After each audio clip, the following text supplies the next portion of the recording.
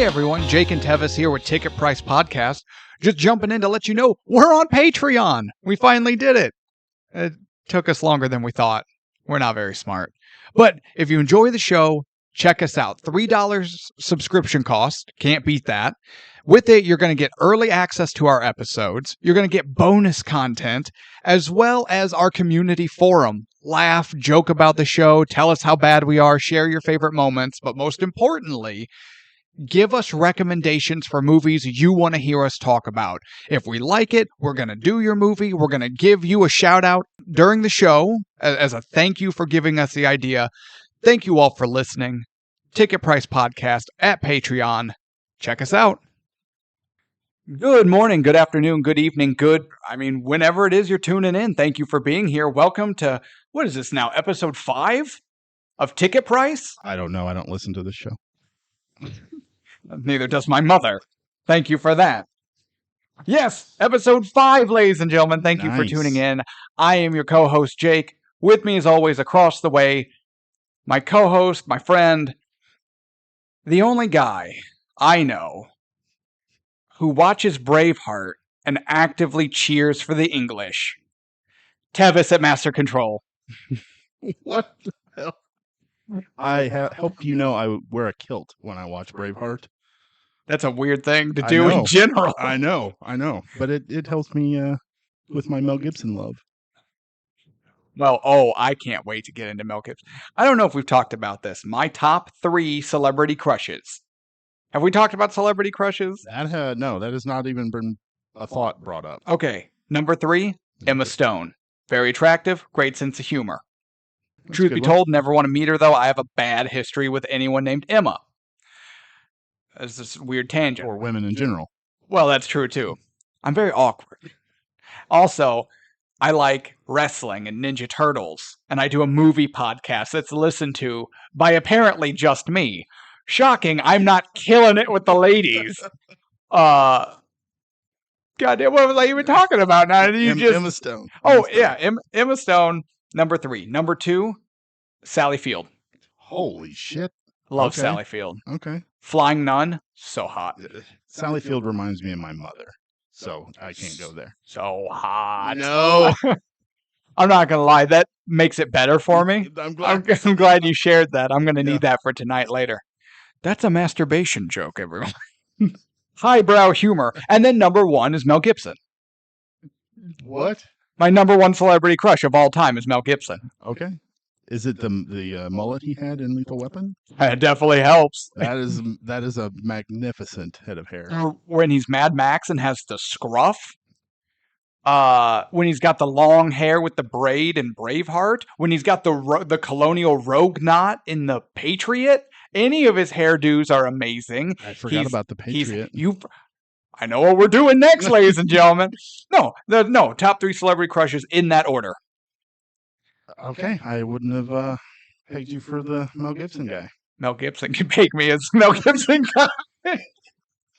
That's an anal sex joke, everyone. We are killing it on episode 5. If you've never heard an episode before now, I'm sorry. No, today. Okay. Well, I didn't have a Mel Gibson pegging joke on my bingo card. Well, everyone slot that in your free space. Mel Gibson pegging free space. There you go. No, today we're talking about grumpy old men. God, I feel like one of these grumpy old men sometimes. Sometimes? Only when I'm awake.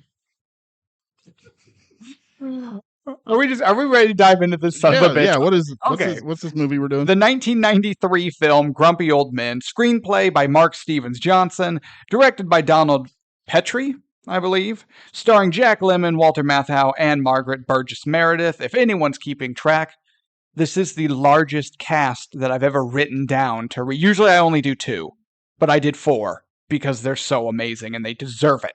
They deserve it. Don't even look at me like that. Well, yeah, I mean, you have to have Ann Margret for one. My God. Yeah, I'm not young Ann Margret, old Ann Margret. We'll get into it later, but could you...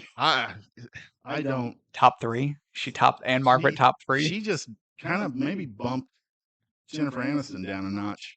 Jen, I like Jen. That's fine. but she's no Ann Margret. Yes, and Ann Margret. I don't think I know of any other Ann Margret movie off the top of my head. I know I don't. But No. watching her in this movie, I fell in love. I fell in love.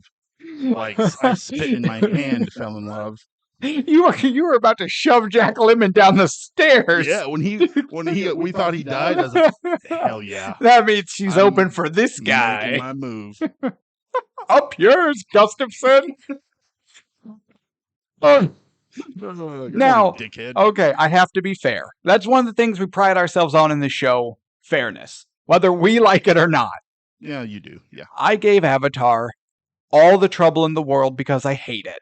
But it was, at the time of recording, the lowest rated movie we've ever done. Across the board. I have a feeling that's going to change. We have a new leader, ladies and gentlemen. Right. Grumpy Old Men is our lowest rated movie of all time. IMDb gives it a 7 out of 10. Rotten Tomatoes, a 64%. Shocking the younger Rotten Tomatoes crowd don't get Grumpy Old Men. But to be fair, I'm not even the 64. To me, that's a little low, but I get it. I can't if I'm being honest, I can't disagree with it too much. I don't really trust Rotten Tomato too much most of the time. You bring that up now, episode 5. I bring them up every episode. You say that now? Well, I was waiting for the right time. Oh, okay. We have production meetings. We just finished one, for God's sake. No, that was a pizza we just finished. My eating habits are not on trial here. Rotten Tomatoes is. Yes. No, most of the time, like when I go to watch a new movie in the theater, I check out the Rotten Tomato score, but it doesn't always influence my decision to see the movie. And honestly, sometimes it should. But other times I went in and I'm like, what the heck? This is way too low.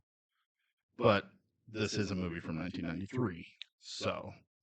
Which does, unfortunately, make it one of the more modern films we've covered on the show so far. Is this the most modern one we've had besides Avatar?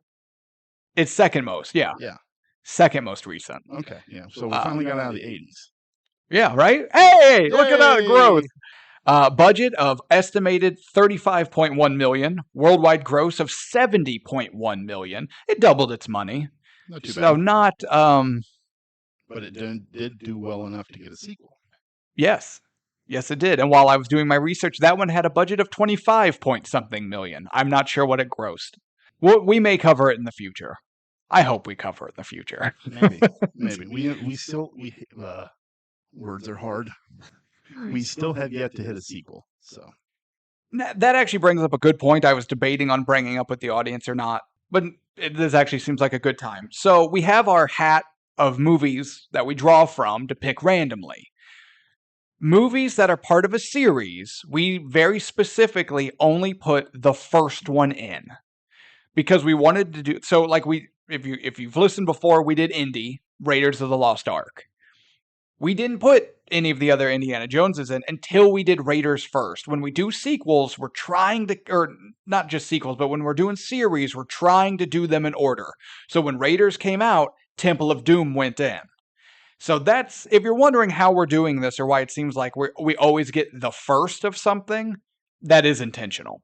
Back to Grumpy Old Men, though, it did have 1 award win, 1 nomination. You know, the reviews across the board were middle, but generally positive. Everything just had like a generally positive. What award did it win? Was it a Razzie too? No, but it wasn't a big one. It was, I think. So it was, okay. No, it wasn't, but it was one of those. It won this, a minor award or a festival. Some comedy award. Yeah. Okay, I did see that when I was looking into it too. And we've talked about this before. Unless it's a major award, yeah. I don't write it down. That's why I didn't write it down. I'm lazy. Reviews though, like our buddy Roger Ebert. You love Raj. I love Raj. He gave it 2 stars. One of the more notable quotes he gave was, Jack Lemmon and Walter Matthau go together like a couple of old shoes. Broken in, but comfortable and can still take a shine. And I actually really liked that because I feel like it's true. You know, is it for everyone? No, but can I always go back and enjoy this movie? But he gave it a 2? He gave it a 4? Gave it a 2, yeah. Oh, okay. That's half, though. I mean, that's the thing. It's not, well, we'll get into it. Yeah. The New York Times One of their big highlight quotes: cheerful, short, and no big blights. I also thought it was weird that they used the phrase "no big blights." Just say it doesn't have any major problems, you pretentious asshole. It has no major This film did not cause me to develop buboes in my underarm and groin region.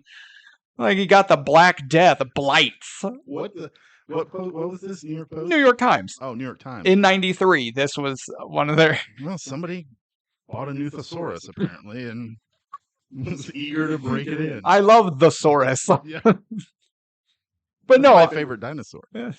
I had to write that down, both because it is accurate, but also no big blights. You, North York Times. Yeah, that's a little overboard. Do you want to open us up with history with this movie?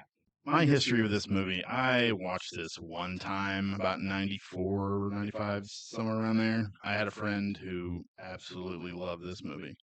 And I watched it, and I was not overly impressed with it, but I wasn't totally upset that I watched it. I had a few good chuckles and quickly forgot about it. So you would say it's pretty on par with the Ebert New York Times. Yeah, it was enjoyable, but nothing to write home about. Yeah, but I wouldn't use the term blight. Well, that's because you're ignorant. Yes, my thesaurus is that's what you get for not a chair somewhere so it doesn't wobble. I don't believe you own a thesaurus. I don't believe you own a thesaurus at all. I don't need to own one. I got the internet at my disposal. This isn't 93. Yeah, Jesus. So cards on the table. I have a lot of nostalgic love for this movie. I just do. Since it came out, my dad and I have watched this movie. I have to chuckle because my partner has either hit... Did you rack yourself? What are you doing? Oh, he definitely caught the corner of the desk and is doing his hardest not to yell into the microphone. We're on air. Be a professional. I'm trying. But no, so we've watched this movie pretty much every year. It's one of our holiday films. Once it's, late November, early December, temperature drops, snow starts to fall, So this movie is like your white girls that love pumpkin spice? Kind of. Okay. Grumpy Old Men, Die Hard. Since I got married, the Harry Potter movies. Because they all came out around Christmas time, I think. And I hate my life. I'm very sad now. Because every year, I have to watch the goddamn Harry Potter movies. I am so dreading pulling the Harry Potter movie out of the hat. Man. I might burn the hat. It's okay. When you burn the hat, make sure Harry Potter, Star Wars, Star Trek, all those need to be in the hat. We just need to not touch any of these major fandoms. Lord of the Rings, no major fandoms, and maybe we'll survive. I don't mean the show, I mean you and I. We will literally survive another year. I grew up with this movie. I always watch it. I still always watch it. But when I watched it, I belly laughed pretty much the whole time. I'm not going to lie. But I'm still going into it as fair and unbiased as I can. So movie opens, and I'm chuckling because I'm looking at my notes, and I wrote it down. I love this movie. Is so quotable. It's so quotable. We starts in with the song "Having a Heat Wave" during just the worst blizzardy winter in Minnesota that you can imagine. I imagine Minnesota's terrible and just all the time. 9 feet of snow at all times. Yeah. I've never been there, and I never will. I don't like the cold that much. For our fans in Minnesota, we love you. Thanks for listening. Live somewhere better. Minnesota is amazing. No, it's not. I talked about in the Thing episode how Kurt Russell has the greatest ending line for a boss fight ever. The monster pops up and he's like, "Rah!" Right? And he's like, "Yeah, you too," and throws the greatest final line to kill a movie or video game boss ever, right? Grumpy Old Men has the greatest opening line of all time. Fight me. I will die on this hill. What is it? Morning, dickhead? Morning, dickhead. Isn't the best way to start a movie. Morning, dickhead. I absolutely loved every time those two were on screen together. Pure gold. Just their back and forth. I didn't belly laugh that much, but there were a few times where I did get a really good chuckle going. This, for me, this could easily turn into our episode of The Thing and just go scene by scene, line by line. Trying not to. But, old rivals, they've hated each other for 50 years or whatever it's been. Then sexy Ann Margret moves across the street. I do want to say this. It wasn't until within the last couple years, recently, I never knew that Ann Margret was around the same age as Jack Lemmon and Walter Matthau. I always thought... Was she really? Yeah. She was a little younger, but not I thought she was in her 40s. Yeah, that's what I thought. No, it's more I believe mid-50. I'm probably wrong. I should have looked it up, but I didn't. Well, yeah. I'm a professional. That would be... But no, she's not as young, whatever. I wouldn't even care. Ann Margret is aged like a fine wine, while Jack Lemmon is aged normally. Walter Matthau is aged like milk. He is melting. When he is in the tub... Oh my god! Oh my god! We see way more of Walter Matthau's saggy man boobs than anyone ever wanted to see. I literally thought he was melting in the tub. I was like, man, that water is way too hot. He's boiling alive. He looks like ice cream on a summer day. Yeah, but to be fair, goddamn 65-year-old man. You know what? He can get in and out of the bathtub by himself. Hey, that's better than I'm going to be doing. Yeah. Did you know about the outtake that they did? He did with that. He's like, if I knew there was going to be a nude scene, I would have asked for another million. Yeah. Also, this movie has outtakes at the end. More movies and TV shows need that. Please, for the love of God. That is the last thing I wrote down. The blooper reel. We need more of these. It reminded me of Cannonball Run, and I don't remember if Smokey and the Bandit did it. But I know for sure Cannonball Run did it. Yeah. That was... I love those movies, but that was always the highlight. And my wife and I, we on Disney Plus, we're not being sponsored by them, but if you have it, check out Home Improvement, who are also not sponsored. But I'm just going to talk about shit we're not sponsored by. Okay. But we always enjoyed Home Improvement, and now as adults with kids of our own, we enjoy it more. But during every credit scene of every episode, blooper reel on a television, and it's amazing. We need more of that. I don't remember that. Yeah. Watch it. Disney Plus, Home Improvement. After every episode, you get 2 or 3 bloopers. Or maybe a long extended scene that only the studio audience would have seen. And then they showed it. It's really cool. Yeah, I always enjoyed Home Improvement. Yeah. But I don't remember that. Yeah. I'll have to check it out again. So definitely blooper reels. We need more of that. Yeah, kind of like our entire podcast. When I get mush mouth, I just power through. I fix it. I own it. I leave it in. For you guys, because it's real and it's entertaining. Tevis edits out all of his nonsense, and Oh yeah, if I didn't, then this podcast would be 2.5 hours long. Well, if we do the thing again, it will be. It would be like me sounding like Mumbles from Dick Tracy. So getting back to Grumpy Old Men, okay. One thing I wrote down, I thought this movie, in its writing and its directing, does a phenomenal job of character introductions. The way they segue to introduce every character, I thought was really well done. Maybe a little strong, but ultimately well done. We get Morning Dickhead, and then they have their back and forth. And you're like, okay, here are our titular grumpy old men. And they clearly have beef going way back, and this is just how they interact. Then we're introduced to Ann Margret's character that night on the snowmobile. Yeah, we don't see her for a while. And then she takes off the helmet, and she's got the beautiful red hair, and she's cutting this beautiful silhouette. And she knows people are watching her. That's why she does it. Well, to quote Walter Matthau, holy moly. Boom. Yeah. If you had bad impressions on your bingo card, boom, baby, there it is. You had the facial expression of Walter Matthau. Holy, well, my face isn't that melted yet. But now we've got, she's the new girl on the block. She's this carefree spirit, and she's got the heart and attention of our grumpy old men. We learn about Jack Lemmon's daughter, Melanie, having the marital problems. We learn about, you didn't like that side arc? We're not talking about the arc. We're talking about just character introduction. And I understand that. Just Daryl Hannah, she always comes off as just dull. She's so breathy. She's damn it, what's her name? Steven Tyler's daughter. Oh. And every time she talks, you're like, what? I can't. No, why? It's so quiet. Name? I can't remember. It's just so quiet and breathy.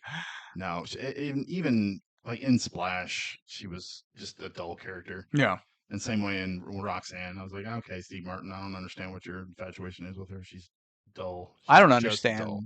anyone's infatuation with Steve Martin. That guy is boring and his jokes are bad. We'll get into Steve Martin when we do a Steve Shut your Martin. whore mouth. Steve Martin is a comedy genius. Oh, here. Yeah, let me play my concert for dogs. For those of you who can't see, I'm making this stupid dog whistle harmonica gestures because it's a stupid bit and Steve Martin's overrated. Anywho, have some goddamn color in your hair. Damn. Anywho, or, you know, when we're introduced to Burgess Meredith, as somehow we have a grumpy old man who has an even grumpier and even older father who's still alive. 94. Yeah. He smokes cigarettes. You're supposed to be smoking filtered cigarettes, Pop. I'm 94 years old. What the hell do I care? Oh my God. That was way better than your Walter Matthau. Thank you. Mount the woman, son. What, Dad? Wait a minute. Does she have big thighs? What? No? Well then, what's the problem? I love Burgess Meredith in this movie. I love the blooper reel where he's talking to his son and they're looking out the window. Looks like Chuck's going to bury his boner. Looks like Chuck's a tomcat on the prowl. It's the genuine best. Oh my God, yeah. Him as the horny old man. I loved it. It's the best. He wasn't in it enough. That's probably true, but that's the thing about side characters. You don't want to put him in too much. Put him in Steve too Urkel. Exactly. It's you got to walk that fine line. So was he in it? Could they put him in a little more? Probably, but err on the side of caution. That's a good thing, wanting more. Exactly. Yeah. Exactly. I love Chuck. Ozzie Davis. Man, I love Ozzie Davis. You two are the two biggest bullshitters in this entire frozen nation. I love this movie. Chuck, all-time great side character. Love Chuck. When I watched this, I did not catch his name at the beginning. So at the midway point or wherever we were, when they're like, oh my God, Chuck died. Spoilers, sorry. For a movie that came out in 93. Yeah, well, I did spoilers for The Shining because, Scatman. You know how I feel about spoiler warnings. Grow up. When he died, I was like, wait a minute. Who the hell is Chuck? Why the hell do we care that some guy named Chuck died? Wait a minute. So then I actually pulled it up on the computer. I was like, wait a minute, that's Ozzie Davis's character, I think. Have you ever just tried watching the movie and paying attention to it? Because they say his name like 15 times. See, and maybe that was just me overlooking it, more than likely, yes. When Chuck dies, it's even after Burgess Meredith is like, it looks like Chuck's taking old One Eye to the optometrist. Like, it's clear as day. Yeah, but see, we also watched Avatar where everybody's name was so ridiculous to pronounce that I didn't give a shit anymore. I didn't give a shit about Avatar for a lot of reasons. If you haven't listened to the Avatar episode and you hate it, listen to it and you'll agree with everything I say. If you haven't listened to the Avatar episode and you love Avatar, listen to that episode and understand why you're wrong. I'm just going to throw that out there for all of our Avatar fans. I love how every joke, prank, bit that Lemmon and Matthau do to each other, it always pays off. Whether it's, immediately, maybe a few scenes later, maybe they call back to it like the fish in the car. The snow on the roof. Yeah. You got to use warm water, you schmuck. But they never just leave it hanging. It's always, pulled in. And again, the writing and directing of this movie is so solid, and I have not been able to say that in so long on this goddamn show. I loved Walter Matthau in this. Just his grumpiness when he's watching the news and that weatherman is like, is it cold enough for you? And he's like, oh shut up, fat ass. Oh my God. And he was in the pharmacist's office and when they were comparing their injuries or illnesses or whatever. I was felt like I was farting razor blades. Was it shingles? Yeah, shingles are for pussies. And that lady's like, oh my. You can see that extra Either they told her to act shocked or they gave her no warning whatsoever. I want to say no warning. And he was just like, yeah, shingles are for pussies. When I had my ulcers or pinch side or whatever the hell they're complaining about because they're old men. That's the point of the movie. It's funny, people. They're old. Being old is funny. Go back to the writing. I also thought this movie did a really good job. So within the movie, I counted 4 different minor story threads that all weave together to give us this tale. We've got the rivals. We've got the IRS trying to take Jack Lemmon's house, behind on taxes, whatever. We've got the love triangle between Lemmon, Matthau, and Margret. But then we also have the Mel Jacob love story. It's not best, but it's there and it works for the scenes it's in. Oh, the Kevin Pollak. Yeah, Kevin. Daryl Hannah. Okay. Also, Kevin Pollak, crazy underrated actor. Absolutely. Like everybody loves Kevin Pollak. Absolutely. Have you ever listened to his stand-up? Oh, I didn't know he did stand up. Yeah, he did stand up. I wasn't a huge fan of it. Oh, okay. His Well, acting, hey, spot on. Not every stand-up comedian's a great actor. Not every actor can do stand-up comedy. Kevin Pollak is an actor who does a damn good job in everything. Love you, Kevin. And his, for our Bob and Tom fans out there, wildly popular syndicated radio show. But Kevin Pollak used to be on there pretty frequently and would do impressions, particularly Christopher Walken, and it's the best. It's the best. Everybody does Christopher Walken, though. No, yeah, but he does Christopher. Is he pegging Christopher Walken? I don't think so. No, he does a bit where he called Christopher Walken's house and left a message on Christopher's answering machine as Christopher Walken. And Christopher Walken eventually calls him back. He's like, "You can't do that. I spent an hour and a half figuring out why I called myself and why I called myself." It's so good.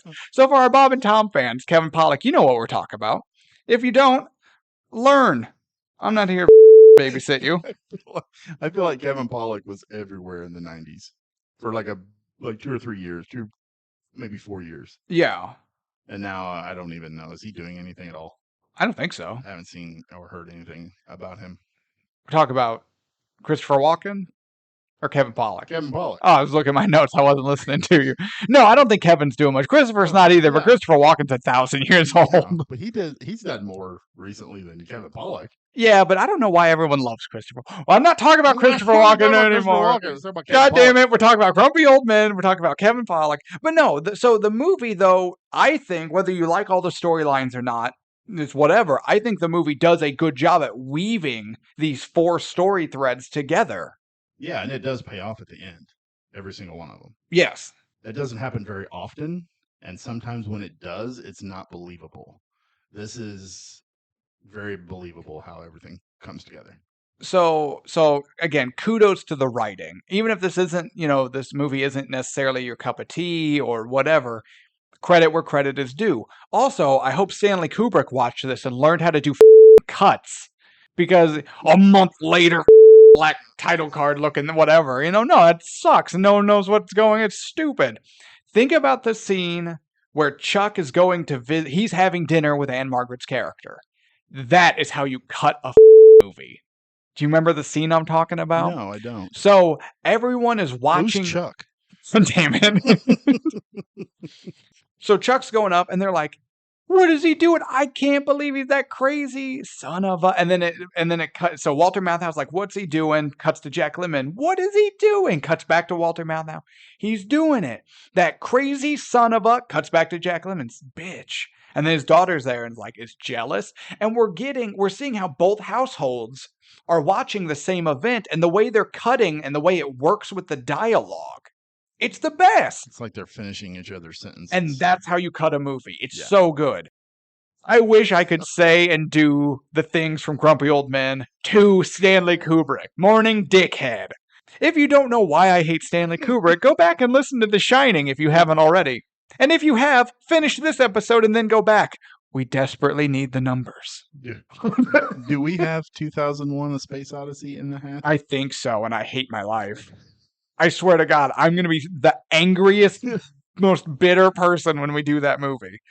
I'll let you fill in with some of your notes and talk. But I really, really wanted to make sure we touched on the writing and the directing and these examples in particular. It's so good. I absolutely loved the Powerball scene. how childish it was with Walter Matthau changing the channel as he's all anticipating. Kevin Pollak's exact line when he sees him doing this, "You're a child." I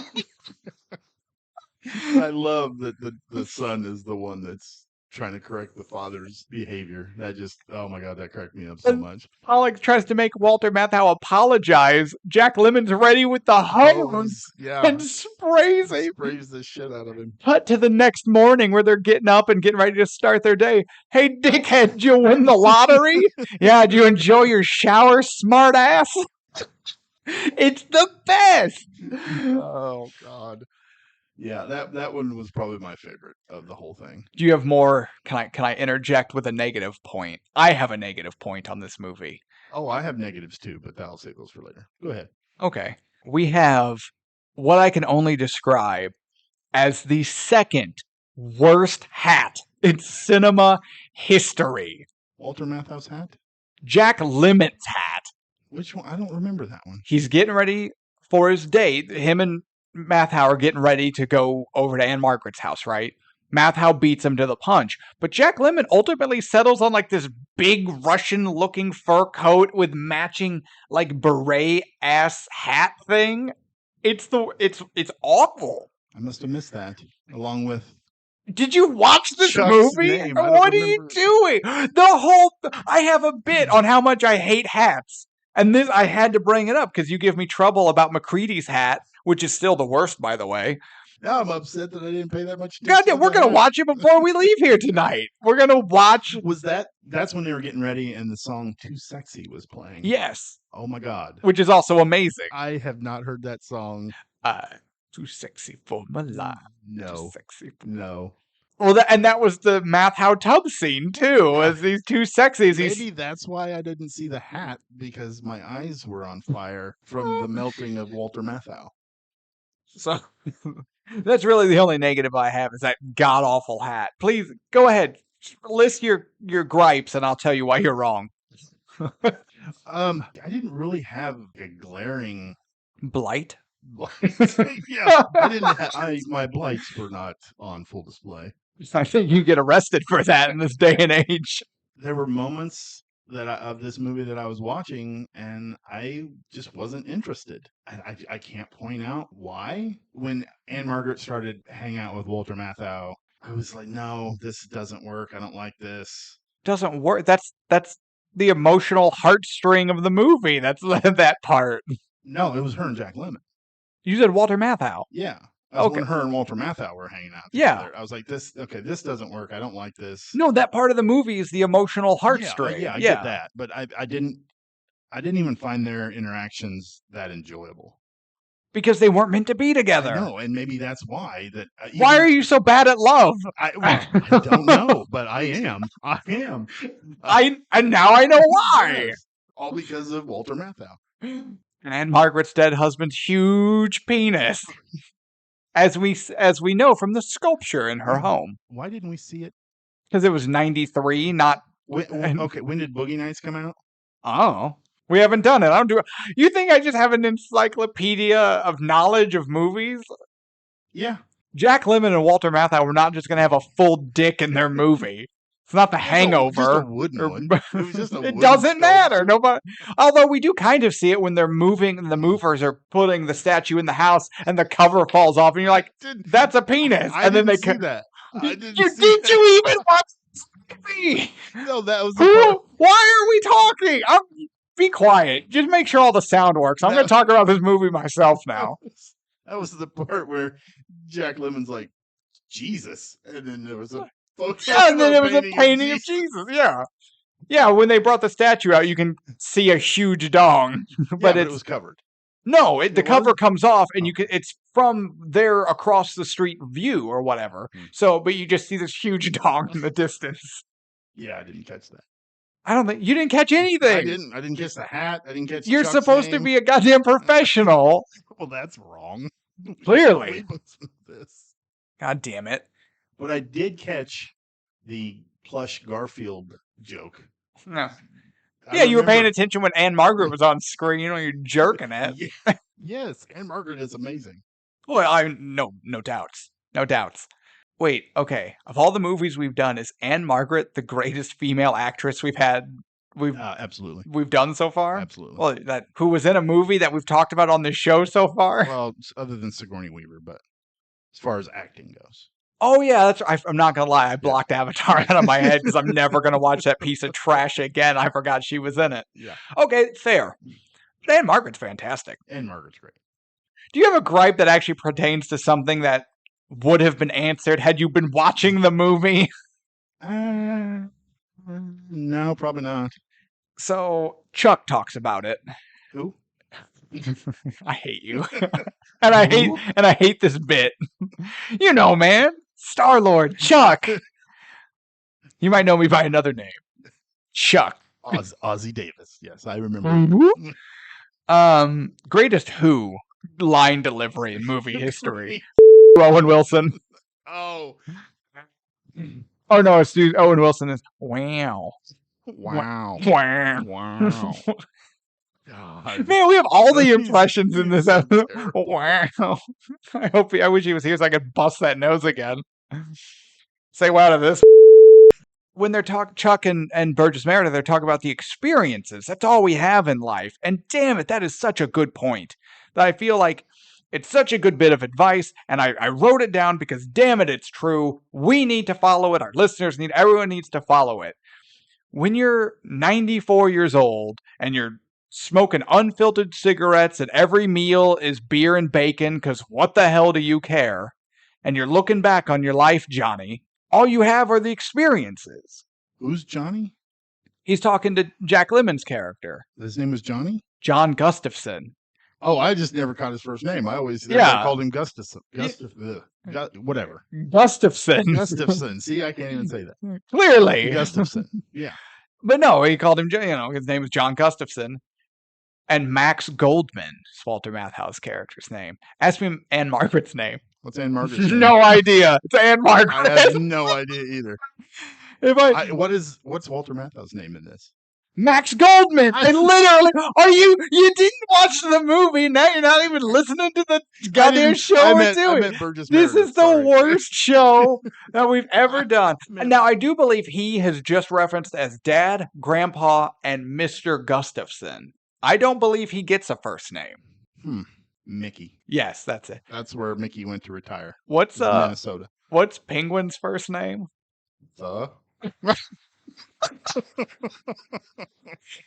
You're not wrong. You're not. Hashtag Burgess Meredith is the king. It's Oswald Cobblepot. Thank you, Batman nerd. I see, and that's why I asked, because I knew you would know it. It's Oswald Cobblepot. I'm single, everyone. If the ladies would like. It's Oswald Gustafson. But no, getting back to the point, you're not going to look back and be like, I wish I worked more, or I wish I made more money. You're going to be like, man, I should have taken that trip. Man, I should have blown that cow up with a bazooka. I should have done these things and lived my life. And that's such an important message.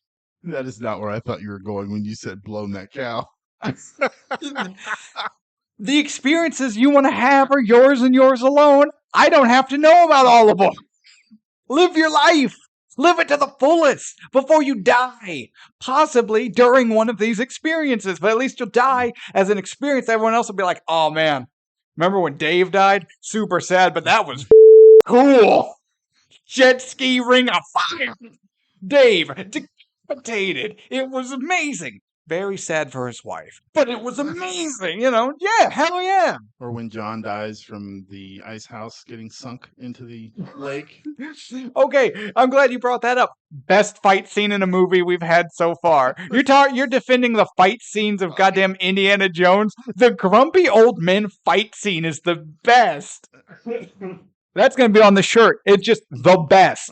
the shirt just for my fans because I say it all the time, and I know I say it all the time. I'm trying to be better at it. And for those of you pointing it out, you're the worst. There's another shirt you can have. You can also have the shirt that says as far as I care. No, the fight scene is it's Walter Matthau is pissed that Jack Lemmon's character John Gustafson, John, just so you know, Johnny Boy, John. won Ann Margaret's heart. He uses his truck to push his ice fishing shanty into the thin ice, where they then get out, and the Dukes come out. Yeah.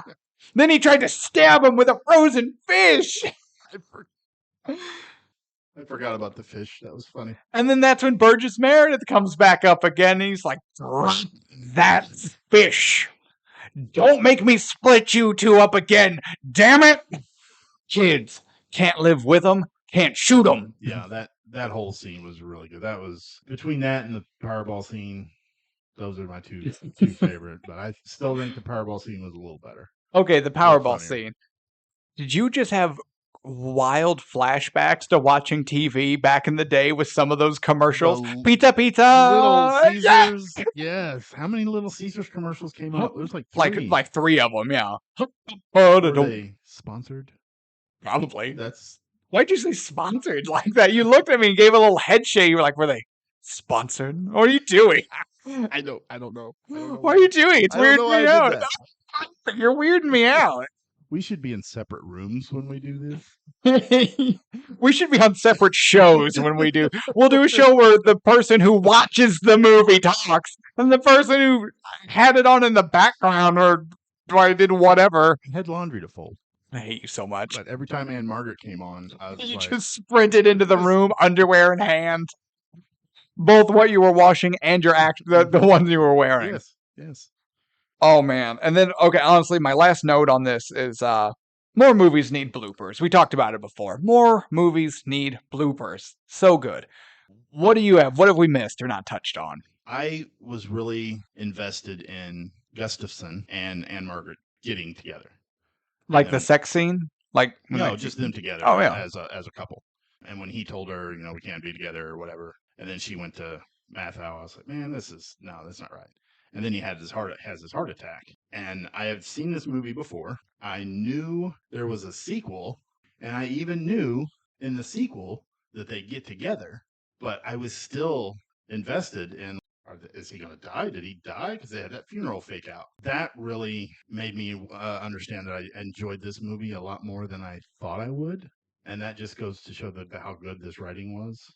And the acting. Directing, yeah. Jack Lemmon is great in anything. Walter Matthau is We need to put more Jack Lemmon and Walter Matthau movies yes. in our list.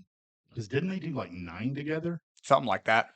They were the original Odd Couple. I want to watch that. They did 2 of the Odd Couple, I think. Probably. I can't remember. Yeah, but tell me you didn't have a swell of emotion when Ann Margret visits Jack Lemmon in the hospital. And she's like, my husband died around Easter. And if you die around Christmas, I'm not going to have any holidays left. I'm not crazy about turkey. And she's like laughing through tears and just trying to joke and be jovial. And Jack Lemmon's eyes creak open just enough to see her. And you see his weak hand just kind of hold hers. And it pauses on that just enough to really soak in their weak little handhold. And it's so touching. Like, yes, tell me absolutely. You didn't feel something. No, I did 100%. That's why when I told you when they had that funeral fake out, I was like, wait a minute. And you're like, what son of a bitch? They did a sequel. Like, what the hell? The fake out got you knowing he survives. Yeah. And plus, too, if we didn't love Ann Margret, it wouldn't have worked. Oh, if the viewing audience does not love either of those 3, it doesn't work. Right. Some movies you can get by not really liking anyone because of the story. This is a character-driven story. You have to love your characters, and that comes down to writing, directing, and the performance. All 3 kill it. Yeah, undeniable, kill it. That's everything I've got. I mean, like I said, if we could rant and rave about every line in this movie, but I'm trying not to. Okay, final thoughts. Is Grumpy Old Men worth the ticket price? I watched it back in the 90s. It was okay. I was content with never watching it again. And then we pulled it out of the hat. I'm so glad we pulled this out of the hat. Yes. There were moments that I kind of strayed. obviously, because of, Because you didn't fucking watch it. whatever, Charles' name was, whoever the character of Charles was. I hate you so much. And some guy named John. I don't know. And damn. One more thing about the heart attack. Oh, yeah. That's the first time Walter Matthau uses his name John. Yes. And that hit me a lot harder than I thought it would. Or when he's in the hospital and she asks family or friend. And the look on his face when he's like, friend. And his quivering lip. Yeah. Because that's how you act. And it's so good. Holy God. Yeah. This is super good. Sorry, I kind of got off topic there a moment, but us get off topic? Yeah. No. I mean, we're professionals. We stay. What movie are we doing? I don't know. But anyway, once you pulled it out of the hat, I was like, okay, this won't be a terrible watch. I thoroughly enjoyed this movie. I think it's underrated. More people need to talk about Grumpy Old Men, and it's definitely worth the ticket price. So obviously, I agree. It's worth the ticket price. I agree it's underrated. It's one of those forgotten gems. We had talked about doing a forgotten gems, not side channel, but it would be one of our categories, like a playlist category of like forgotten gems. And this is it. This is like our first one for sure. I would say so, yeah. So if you've never seen it, you've got to watch it. In all fairness, though, I gave Indy a lot of crap for being a product of its time. And the humor doesn't really work for me. The action didn't work for me. But ultimately, especially if you've never seen it, Raiders is worth the ticket price. You have to watch Raiders of the Lost Ark at least once. Grumpy Old Men is the same thing. It's a product of its time. For me, the humor and the writing, the story, it all works for me. But I could see where it's not everyone's cup of tea. I think that was why I enjoyed it more now than I did when it came out, because I am older, a lot older than you were in 93. We have listeners who weren't born in 93. I know, and it pisses me off. These goddamn kids. Get off my lawn. So I could relate to some of the things that these guys were going through or talking about. It's okay. Real quick, the pharmacy scene where they're talking about the shit they've gone through and how painful it is. Yeah, I am depressed how many of those I've had. That's not even a joke. You felt like you were farting razor blades. I had the shingles. Yeah. I've had more than one of those, and it's a real bummer. But no, if you haven't seen Grumpy Old Men, do yourself a favor at least once and check it out. And if you're like me, it will become a holiday staple. It's going to be right at National Lampoon Christmas Vacation, Die Hard. It will join your rotation of Christmas classics. I agree. Grumpy Old Men, underrated gem, worth the ticket price. Do you want to pull our next movie out? I think we're there. I think we're there. Man, this episode was coherent as go us, man. It went quick. We're getting better at this. Yeah. It only took 5. Yeah. It's all downhill from there. Okay. Let's get our hat. All right. Drum roll. I can't do the mouth thing, so I'm going to go drum roll. Oh, wow. Drum roll. Sounds drum roll, just like a drum roll. Drum roll. Oh. I don't know about this one. I don't know how I feel. Okay. Yeah. Sylvester Stallone. Out. Nope. I'm out. You, I'm out. I didn't think we had any Sly movies in there. Yeah, we have a couple of them. God damn it. I know I put Demolition Man in there, and I know I put Stop or My Mom Will Shoot. You did not put Stop or You did not. And I will fight you. And Rhinestone. Oh my God. Join us next time where I actively strangle my co-host and you can listen to his dying gargles. But hey, no, this one it's Rocky. Ooh, okay. Classic. I have no memory of Rocky. I'm gonna have to do some homework on this. He was a boxer. Huh? Ooh. You may know me by another name. Rocky. Ooh? All right, everybody, that's been us. I'm Jake, that's Tevis. This is Ticket Price. That was Grumpy Old Men. Check it out. Hit us up next week where we're diving back into the annals of movie history. I saw the look on your face. I had to go for it.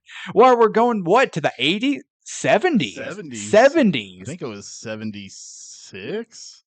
Sure. I don't know. Again, you're the one who has all this knowledge of like, oh yeah, that movie came out in this year and directed by so and so was the gaffer, and I'm like, what the is a gaffer? No, you know all this shit. I don't know. I don't know any of this. That she was the fluffer.